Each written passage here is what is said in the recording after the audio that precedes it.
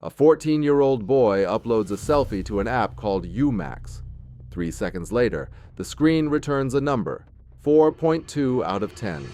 Underneath it, a list: recessed jawline, negative canthal tilt, weak midface projection. He doesn't know what half of these words mean yet. He will by tomorrow. That boy just entered a system. This was no mere beauty trend or grooming routine. It originated in the dark corners of the internet, within forums created by men convinced that their appearance had already condemned them to a life of perpetual rejection. And over the last decade, that system migrated off the fringe, picked up billions of views, and turned the human face into an optimization project with its own metrics, economy, and casualties. This is the story of Looksmaxxing, how insecurity got industrialized, how an ideology built on biological fatalism found its way into the phones of teenagers through AI apps, TikTok hashtags, and influencers earning 6 figures a month, selling the idea that your bone structure determines your worth. The deeper you look, the less the concept resembles self-improvement. And the more it resembles something designed to keep people afraid, spending and trapped inside a mirror they can never crack. To grasp what Looksmaxxing has evolved into, you must first comprehend its origins. The movement didn't emerge from fitness culture or fashion advice. It grew out of the incel ecosystem, and the timeline matters. In 2009, a forum called PUA Hate launched. Its premise was simple. Pick-up artist techniques, the social tricks men were taught to use on women, don't work if you weren't born with the right face and body. The community rejected social strategy in favor of a harder belief. That appearance is everything. For 5 years, PUA Hate grew in obscurity. Then, in 2014, one of its members, Elliot Rodger, committed a mass murder in California. The forum shut down overnight. But the community didn't die. It fractured and reformed. Slut hate appeared almost immediately. Lookism.net followed in 2015, and by 2018, Looksmaxx.org launched as a dedicated space for physical self-modification. Each generation of forum carried the ideology further, refining and codifying it. The foundational belief running through all of them is called the Blackpill. And it works like this. Your life outcomes, romantic success, career progression, and social standing are dictated almost entirely by your height and your facial structure. Character doesn't matter. Social skills don't matter. Professional expertise doesn't matter. If you were not born with the proper skeletal structure, the game was lost before it even began. Within that framework, the social hierarchy becomes a lookist structure. People are sorted into tiers. If you score below a 5 on a 10-point attractiveness scale, you're classified as a sub-5, someone the community considers systemically invisible. Society effectively erases you before you've had a chance to prove anything else about yourself. That's bleak enough on its own. But the black pill doesn't just diagnose the problem, it offers a single escape route. If your genetics betrayed you, the only way out is to fix what they left behind. Change the jaw, widen the cheekbones, tilt the eyes, alter the skeleton.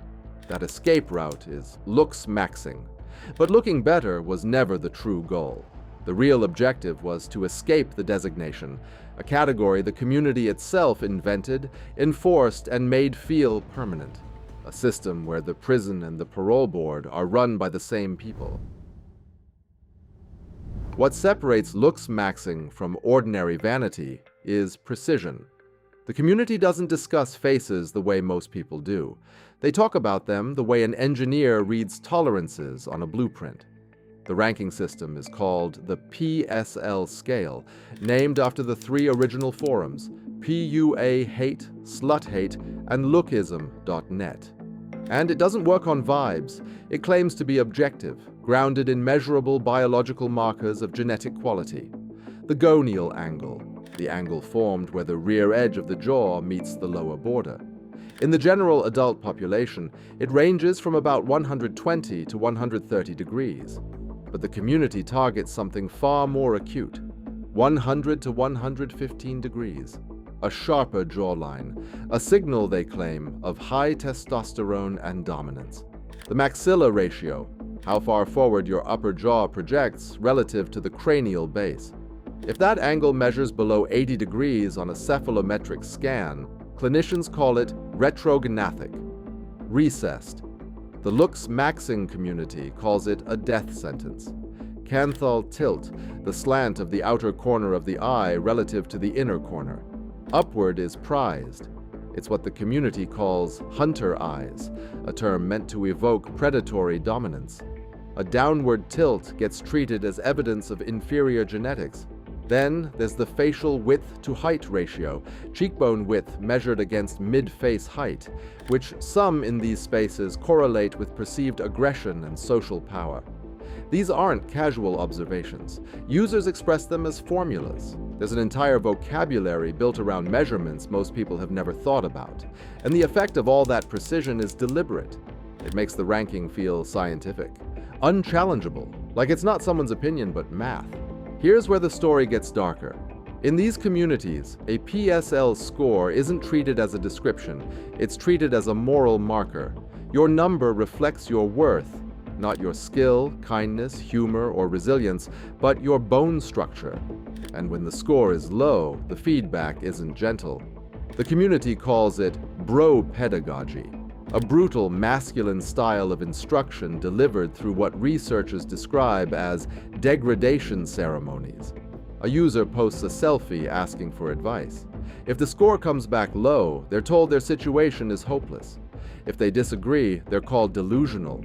If they push back, the harassment escalates until they accept their assigned place in the hierarchy. The phrase used for someone at the bottom is subhuman. And for those who score lowest, the advice can be as dark as it gets. Users are told to rope, which in this language means to end their own life. That's the culture surrounding a rating system built on jaw angles. For a long time, this rating process was peer-driven. Someone posted a photo, and strangers delivered the verdict. That was bad enough. But then the apps arrived. Umax launched in December 2023. Within 30 days, it was generating $100,000 in revenue. By January 2024, it had hit $500,000 in monthly recurring revenue. By April, over 4 million downloads. And Umax wasn't alone. RizGPT, which trains users for social interactions based on conversation screenshots, hit $80,000 in monthly recurring revenue within 6 days of launch and eventually climbed past $200,000. The business model across all of them is clean and effective.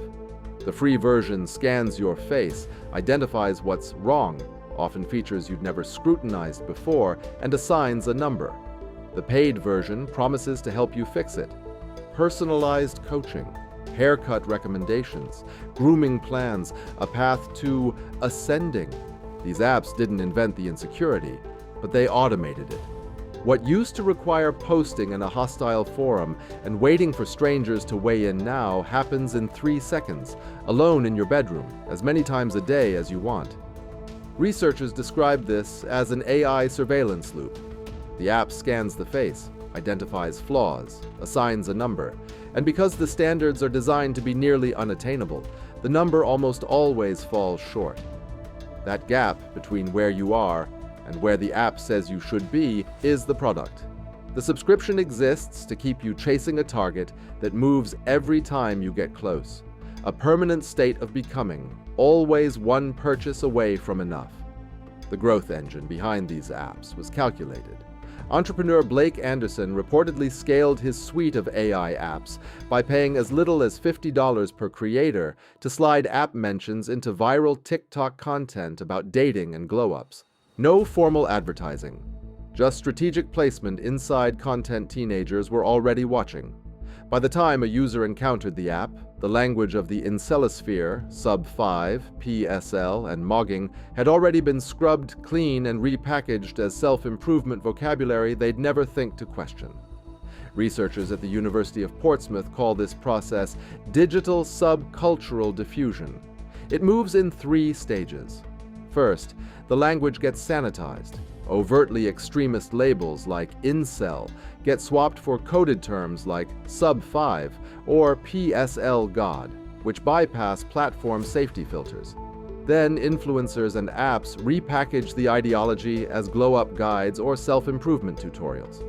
Finally, those standards integrate into dating app culture and peer-to-peer rating systems until appearance becomes the default metric for human value.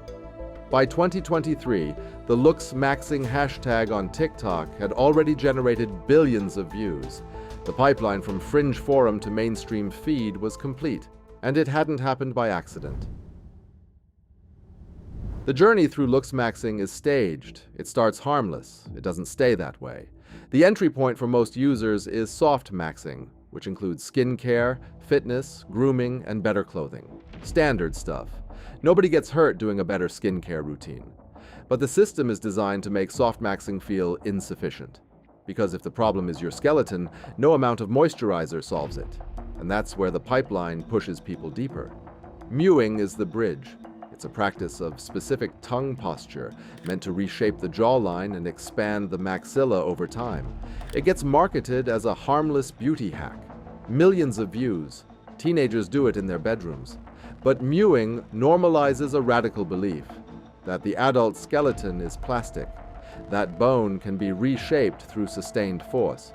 Once someone accepts that idea, the psychological distance between tongue posture and something far more extreme shrinks dramatically, and the extreme version has a name: bone smashing. It means exactly what it sounds like.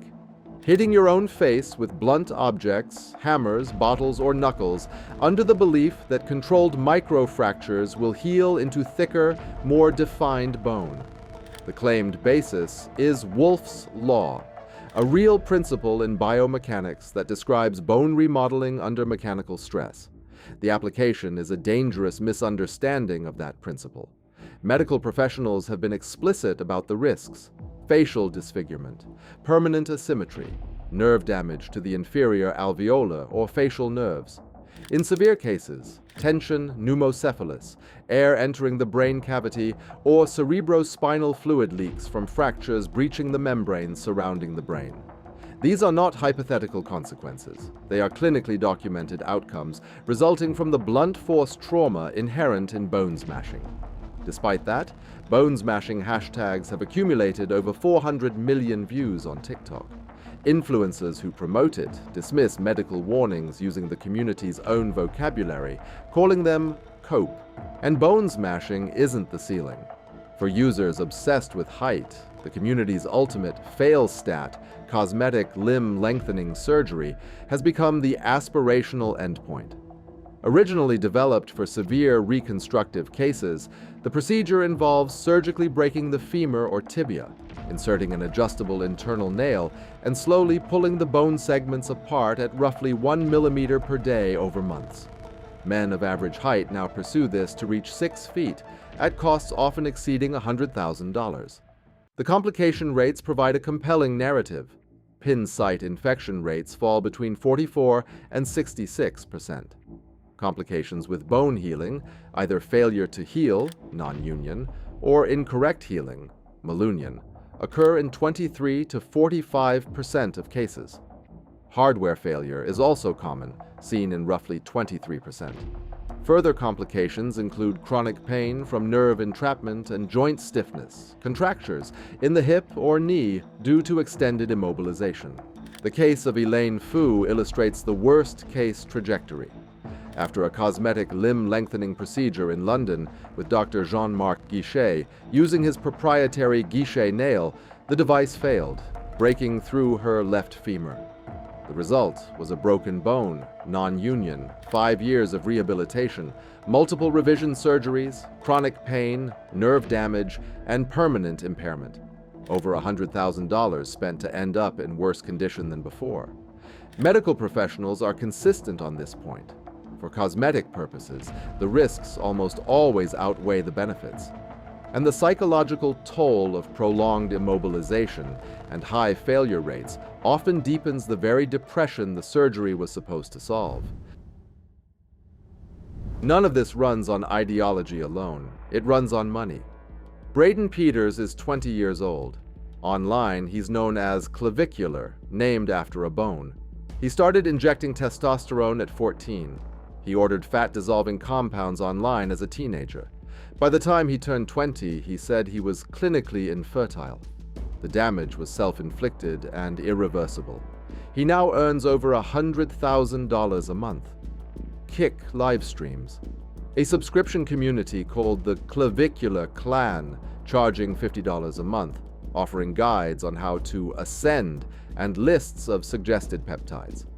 His brand is a fusion of aesthetic obsession and performative aggression, what research calls hardness culture.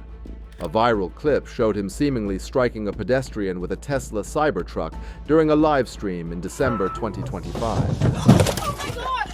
His response on camera, is he dead? Hopefully. Is he dead? I don't know. Hopefully. In November 2025, he broadcast himself injecting fat-dissolving peptides into the jaw of his then 17-year-old girlfriend. He refers to women as foids, short for female humanoids. He's been filmed associating with white nationalist figures, including Nick Fuentes, and chanting Heil Hitler.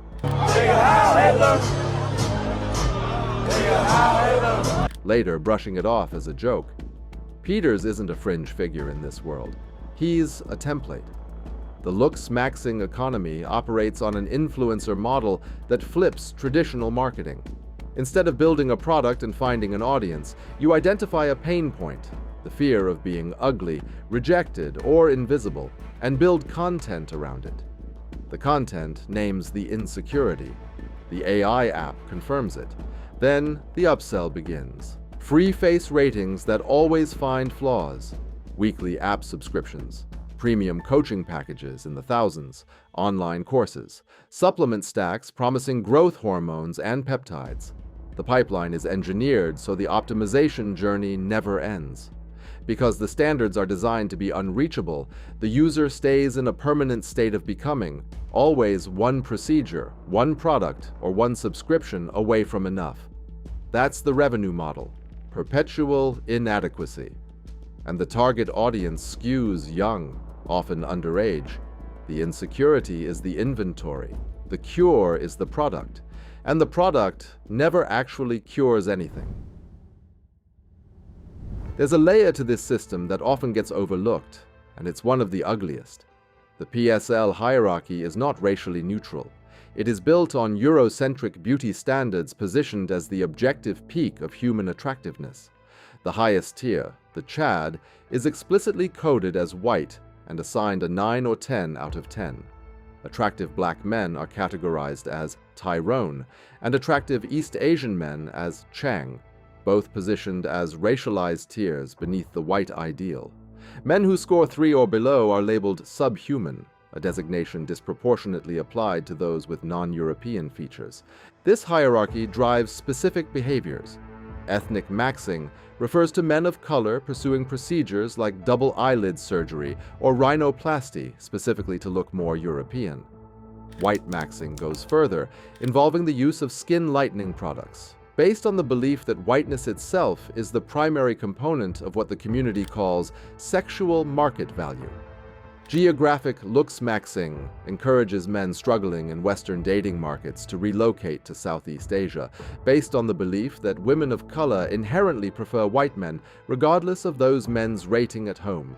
Researchers have identified these patterns as a strategic rebranding of scientific racism and white supremacist narratives under the language of self-improvement.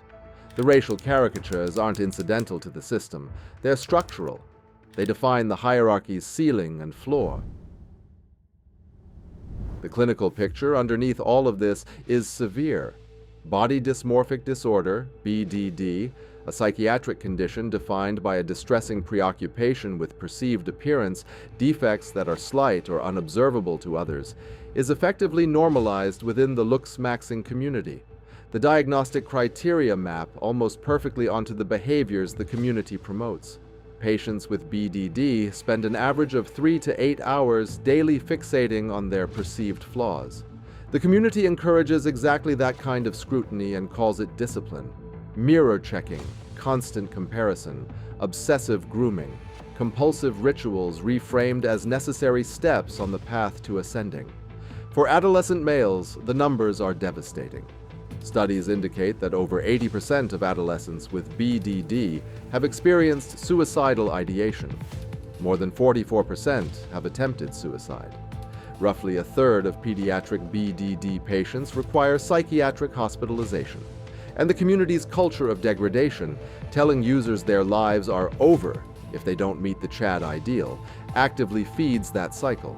The clinical term researchers use for this dynamic is masculine demoralization. The community doesn't just fail to support men who are struggling, it weaponizes their distress against them, training them to view their own bodies as defective products competing in a market they were never equipped to win. Meanwhile, the platforms where all of this lives have struggled to contain any of it. TikTok's 2025 and 2026 guideline updates targeted AI-generated content and emerging harms, but the algorithm itself now favors niche consistency. Creators who post within a specific subculture see significantly higher reach than those who post general content. For Looksmaxxing accounts using coded terms like sub5 and PSLGod, that algorithmic preference is a gift. The content bypasses safety filters designed to flag incel rhetoric because the language has already been laundered clean. Then, there's Meta. On January 7th, 2025, the company loosened its hate speech policies. The updated rules now permit allegations of mental illness or abnormality when based on gender or sexual orientation, and allow comparisons of people to household objects within the context of political and religious discourse. Critics described it as a regression, but for the Looksmaxxing ecosystem, the shift had a more specific effect. It created a safer environment for the dehumanizing language that powers the Blackpill.